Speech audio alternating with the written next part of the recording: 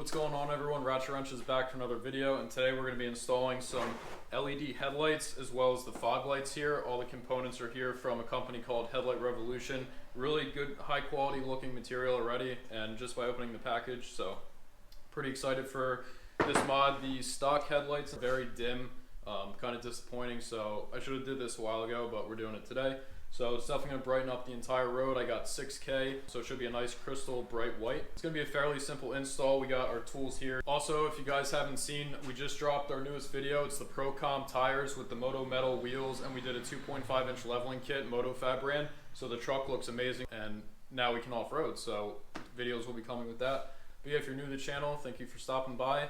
And our returning subscribers, thank you as always. But without further ado, let's get into it. So as you can see here, these are the stock low beams. That's what we're going to be replacing. The high beams are pretty bright as it is from the factory, so we're not going to change that. But if there's a discrepancy between the lighting and everything longer down the line, we'll probably end up doing that as well. But as you can see, these are the fog lights. We're going to make them super bright. Fog lights you should always have bright, especially when you're going off-roading and stuff like that. Maybe we'll get a light bar down the line. Comment down below if you think we should get a light bar. But let's jump into it. So the first step, we're obviously going to have to take out their old low beam. But unfortunately, Dodge doesn't make it accessible where you could just take it out with your hand in there or through the wheel well. You actually have to take out the whole assembly. But it's not as hard as other cars. Like I've been in Volkswagen, you have to take the whole front bumper off and all that stuff. But I'm getting sidetracked. There's a 10mm bolt right here. And then you won't be able to see it, but I'll show it once we get it out. There's one straight down, so you'll need a long extension to get that. And then back here, there's this little panel here which you reach in, and you will not be able to see this with the camera, but you'll have to do it with the feel. There's like a clip that you push up, and you'll hear a pop sound, and it will pop this loose, so we'll be able to slide this out to the side. So let's do that. I found out for the top one, it's a little bit easier to use 1/4 inch for this, so you're not rubbing up against your bumper. I got that one loose. They shouldn't be too tight because it's plastic on plastic. And then for the long one, give yourself an extension like so. I bet you it's about almost a foot. I'd say 12 inches, maybe 10. But it will go straight down. Goes right here loose. So now it's already loose. So once I get in that backside to release that clip, this thing won't be able to come on out. The 10 mils are out. This is very loose. Now there's a clip that we have to get out or push to release the tension. So this little, I guess, door comes out right here. There's a little push clip. If you have a panel popper, it will do. Unfortunately, I keep forgetting to bring mine, so I just use a screwdriver. I'm just gonna kind of like wiggle it back and forth slowly, surely. Comes out. Now this, push out of the way. And now I gotta stick my hand in there and find the clip. We'll put a picture on the screen of what the clip will look like, because you won't be able to see it with you know, being so tight under here. I located it's a white clip. You just push it up like that, and I'll slide it out. Now there's no restriction on it. Now it's really loose.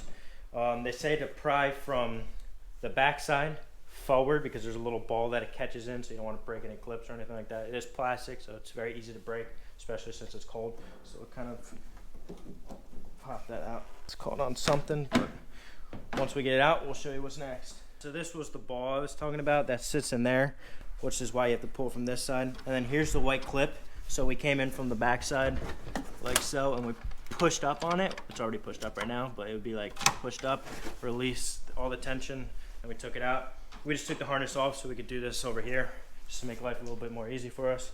So the low beam is gonna be this top one right here. Get that out, twist to the left, and get that factory bulb out. And use gloves with these so you don't get your finger on it, because oils from your finger will burn out the bulb and create a hot spot. So if you plan on ever reusing these again, but if not, then whatever, get your fingers on it, I don't care. But yeah, now we're gonna put the LED in. So this is the new LED. We're gonna plug that in. There's little grooves. Just line those bad boys up in the hole and turn it. It's nice and secure. So instead of just going like this, we got a PWM and it's pretty much like an anti-flicker, and if you get any error messages in your truck saying like, oh, your headlight's out, but it's not, it just can't read the LED, so this will help. It's like a little module. So we'll pretty much plug this into the housing there, plug this bad boy into this. Let's see which way it wants to go. Boom. And now we have a mess of wires. We're gonna tuck it in here. We're gonna probably zip tie it all up just so it's nice and snug and not rolling around in the housing and everything like that. So do that. It's all tucked away, nice and neat. We're just gonna screw this bad boy. Show you guys how it's done. It's probably gonna be a tight fit. It's a lot of stuff in that housing. I've seen ways where you could drill through this and feed the wire through it and mount it on the backside, but there's no need. There's plenty of room in here. It's not gonna be visible from the front, obviously, so let's put this back together. Make sure we reconnect the harnesses, and hopefully she turns on.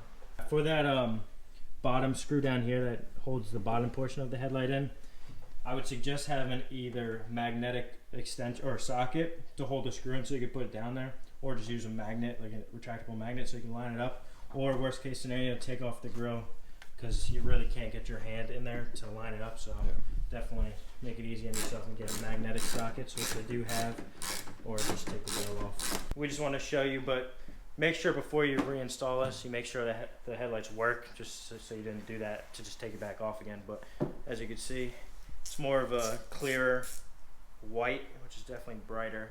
I don't know how much the camera will be able to show, but it is brighter. Stock one there.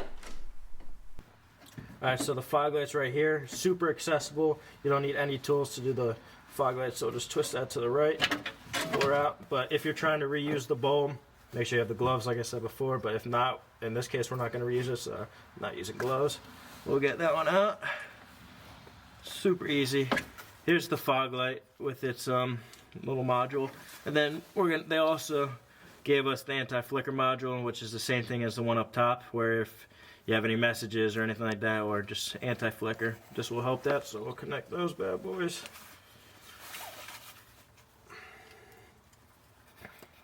Boom. Put this guy in. Find the holes. There she blows. Okay, this nice and snug. Now, last but not least, connect it, and boom. Save yourself some money and do it yourselves, people. Now we'll figure out some wire ties, and then we'll mount this somewhere just so it's not dangling. And you want to try and keep it out of the water. I mean, it's all pretty much protected, so no moisture or anything like that. But like in this case, you could see we went off-roading, so we're going to try and tuck it nice and neat so it doesn't get wet or damp or anything like that.